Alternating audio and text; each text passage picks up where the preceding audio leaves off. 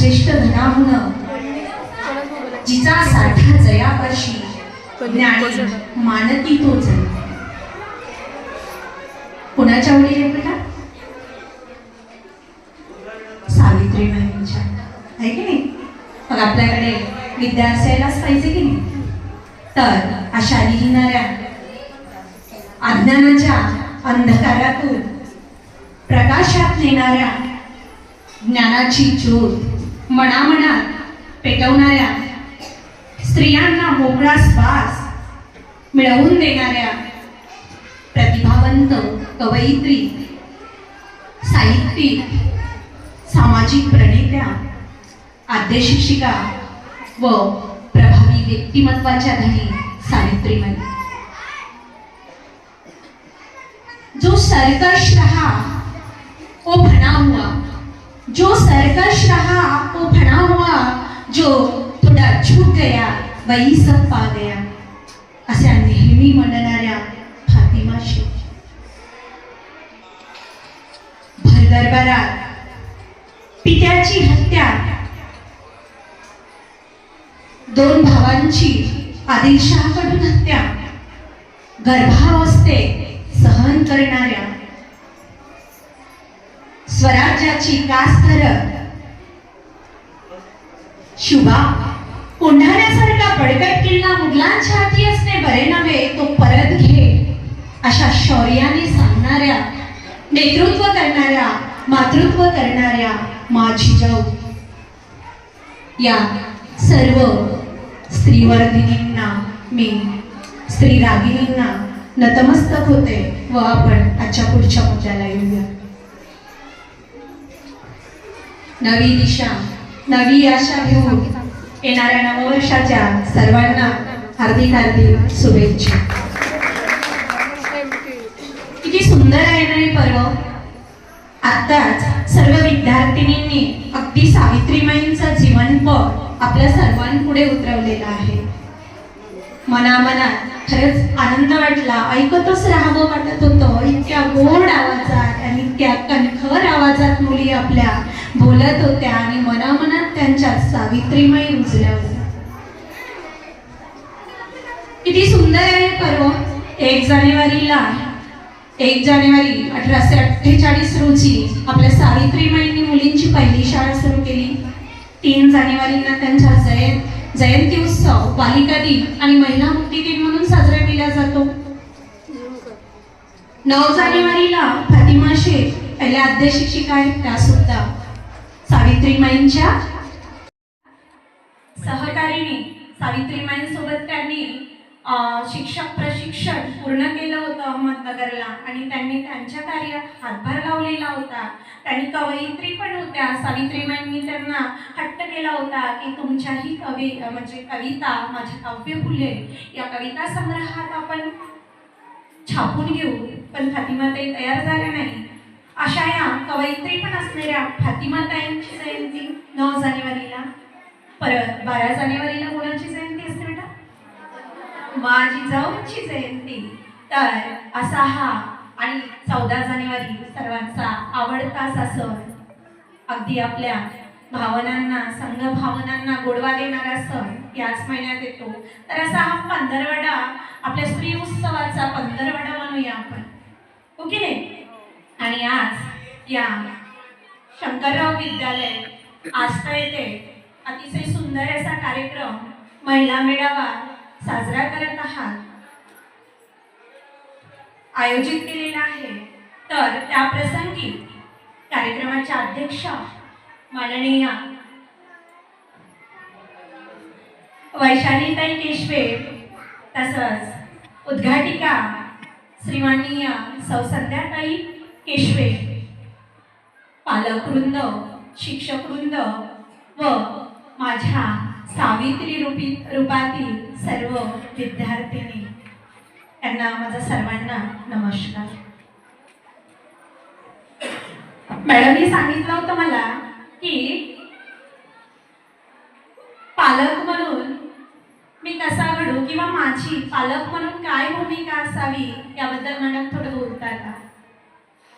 विचार केला, खरंच नक्कीच बोलायला पाहिजे.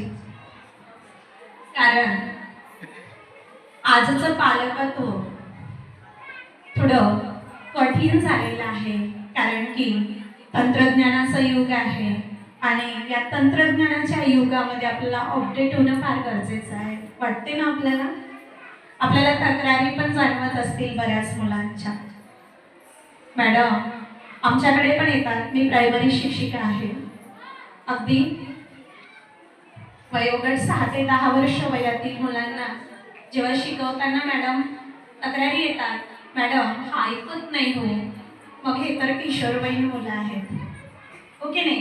किशोरवयीन मुलं म्हणजेच आपल्या जीवनातील सर्वात महत्त्वाची स्टेज. तर वयोगट 9 ते 18 या गटातील विद्यार्थिनी आणि त्यांचे पालक आपण बसलेले आहात. तर हे पालकत्व निभवताना खरंच कसरत वाटते. आताच मॅडमनी खंत व्यक्त केली की मुलींच्या बाबतीत असं घडतं वगैरे, कारण की हे तेवढंच खरं आहे की if money is lost nothing is lost. If money is lost, nothing is lost. Time is lost, everything is lost. But character is lost. Everything is lost. Time is lost, something is lost. But character is lost. Everything is lost. समजलं? नक्कीच समजलं तुम्हाला. त्यामुळे मॅडमनी जी खंत व्यक्त केली, तर अपेक्षा करते की असं काही कधीच घडणार नाही. आणि नक्कीच मातांना पण विनंती करते की असं का घडत असावं, आपण विचार करायला पाहिजे.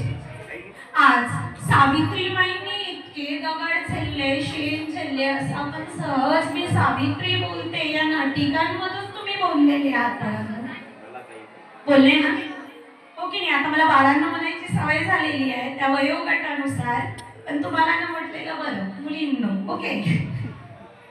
आणि तुम्हाला राग येत असावं, मी तुला बाळ आहे का आज मॅडम बाळ म्हणतायत मला. तर वयानुसार पालकत्वही आपलं थोडंफार बदलायला पाहिजे, अपडेट व्हायला पाहिजे. तर सावित्रीबाईंनी इतके दगड झेलले, का झेलावे लागले असतील? का स्त्रियांना शिकवू नये, स्त्रियांनी शिकलं तर पाप होते, असे का? असे प्रश्न नाही पडले का तुम्हाला? काय का असा प्रश्न पडला का बरं मुलींना तुम्हाला? जेव्हा मी सावित्री बोलते हे जेव्हा तुम्ही नाट्यछटा सादर करत होतात, त्यावेळी तुम्हाला असा प्रश्न पडला असावा, असं का घडलं असावं? का सावित्रीबाईंना शेण दगड गोटे झेलावे लागले असते? वर्चस्ववादाचं एक आधी तर मातृसत्ताक पद्धती होती, माहितीये तुम्हाला ही गोष्ट? स्त्रियांनी शेतीचा शोध लावलेला आहे, स्त्रिया कितीतरी गोष्टींच्या मानकरी आहेत, माहितीये का? आपल्या इयत्ता 5वीच्या इतिहासात असेल हा वाक्य, आहे ना? आहे ना? हा, तर स्त्रियांनी शेतीचा शोध लावलेला आहे. आणि आधी तर मातृसत्ताक पद्धती होती, मग हळूहळू पुरुष प्रधान संस्कृतीकडे वळत गेलो आणि नंतर टोटल स्त्री शक्तीचं काय झालं, मनुस्मृतीमध्ये सगळे नियम लावण्यात आले. चूल आणि मूल, स्त्रीने शिकू नये, स्त्रीने घराबाहेर पण. आवडेल का गं आईने एखादी चापट दिलेली वगैरे? नाही ना? आवडेल का? नाही आवडत तुम्हाला, मलाही माहिती आहे. मला पण एक माझा प्रसंग आठवतो की मग मी म्हणजे जवळपास पहिलीपासून तर शिक्षा घेतलीच नाही म्हणा शिक्षकांची, तशी कोणी मुलगी होती. तर 12वीमध्ये एकदा असं सरांनी आमच्या शर्यत लावली होती, पण आज तुम्हाला मी पनिशमेंट करणार, मी आणि एक माझी डॉक्टर मैत्रिणी आणि पनिशमेंट करणार. आम्ही सरांना चॅलेंज केला, सर नाही आम्ही पनिशमेंट घेणार नाही.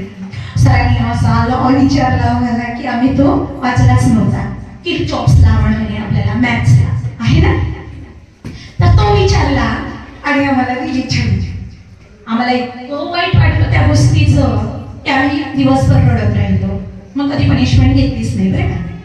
तर असं पनिशमेंटचं आपल्या डोक्याला त्या गोष्टी लागत असतात.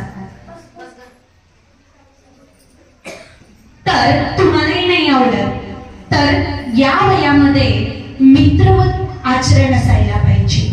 आईचं, वडिलांचं, करूया, हो पाहूया, काय घडलं सांग, अशा गोष्टी आपल्या घडल्या पाहिजे. वयानुसार असं पालकत्व आपलं बदलत जातं. या किशोर वयातील मुलींना, आता मुलीच बसलेल्या आहेत तिथे, आपण मुलींबद्दलच बोलूया. मुलींचं जवळपास वयात एखाद्या बदलत राहतो. आहार विहाराकडे, सगळ्या गोष्टींकडे भीती, भय, भ्रम आपल्या डोक्यामध्ये असतं. खूप भीती आणि भय, भ्रम आपल्या डोक्यामध्ये असतं. मानसिक गुलामगिरी यामुळे म्हणणार मी, कारण की आजची स्त्री, बऱ्याच स्त्रिया, पूर्णच नाही म्हणणार मी,